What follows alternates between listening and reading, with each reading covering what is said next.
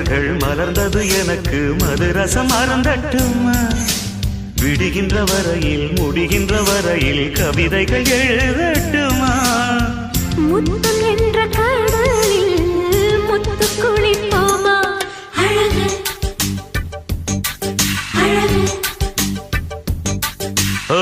நீ நடந்தால் நடையழகு அழகு நெருங்கி வரும் இடையழகு அழகு வேலெறியும் விழியழகு